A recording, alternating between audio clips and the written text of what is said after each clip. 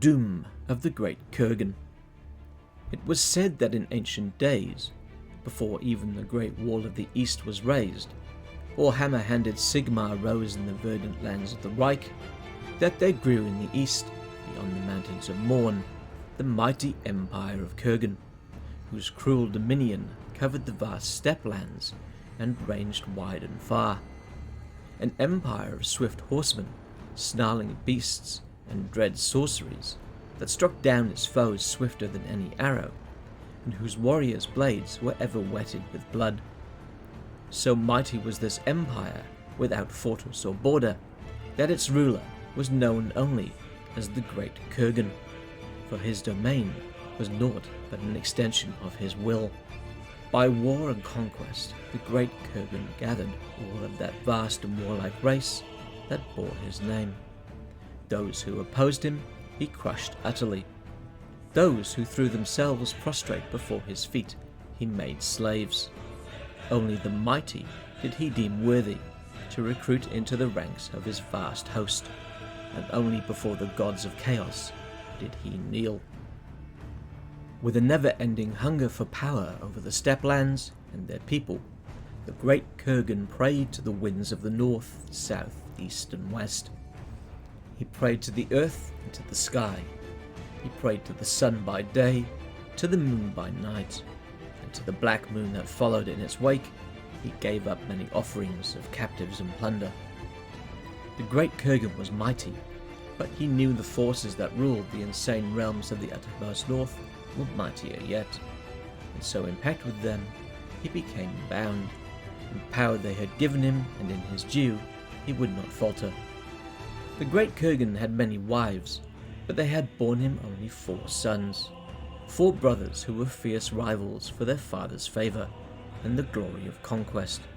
Sons who had now come of age.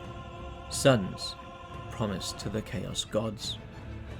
One day the great Kurgan drew his sons to him, saying, "My sons, it has pleased the gods to give me dominion of all the lands of Kurgan and far beyond. My realm runs far, and my conquests have been many. Mighty armies of men, ogres and dwarfs I have driven before me, and I have heaped their dead in piles as high as the mountains to attest to my glory in the realms beyond. Never before have the Kurgan known such greatness, nor such glory in battle, and our name alone now strikes fear into the hearts of the world." The sons of the great Kurgan cheered, for they were eager to shed the blood of their father's enemies, whoever they might be. But at that moment, within the tense city of the Kurgan, a storm erupted to quell their laughter. A harrowing wind assailed the Kurgan multitude, bringing with it strange scents of blood, rot, perfume, and scorching fire. At this moment, all cast themselves upon the ground, be they warrior, sorcerer, or slave, for the Chaos Gods were at hand. In the tent of the great Kurgan, banners and trophies were cast contemptuously down, and the 4 sons were struck dumb with fear as their father fell to his knees, knowing it was time to pay the heavy price that had been set by the Chaos Gods for his victories. Casting a bitter look upon his precious sons, he said, "But for each bargain there is a price, and it is the god's pleasure to take from a man what he most treasures, though he might not know its value before it's too late. And now, I must pay my dues." The tense city was suddenly filled with the minions of the dark gods in all their endless variety.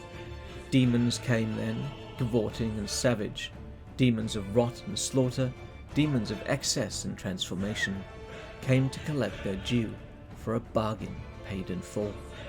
The greater gods of chaos took the great Kurgan's sons from him, 4 souls screaming as each was transfigured with the stigmata of each of the Kurgan's patrons. Korn, gore-clad lord of battle; Nurgle, corrupt father of plagues; Sanesh, the prince of fell pleasures; and Zeech, the changer of ways. With his only sons taken, the great Kurgan shed no tears, but raised up his skull chalice in thanksgiving to his masters, even though from that day after, every victory would be a hollow one for him, and every pleasure would taste of ashes.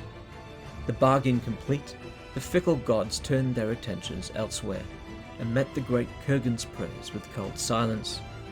Although still mighty, an ill-omened shade now fell before the great Kurgan, and men whispered dark things at his passing, and warriors made offerings to the gods after his shadow fell over them to avoid his curse. Soon, with no bloodline to follow him, intrigue and murder grew rife among his chieftains and sorcerers, each vying for their own glory and power. Now his succession was marked as ended. So it was that, in a handful of years, did the great Kurgan see his vaunted empire fall to ruin, its glory trampled into the dust.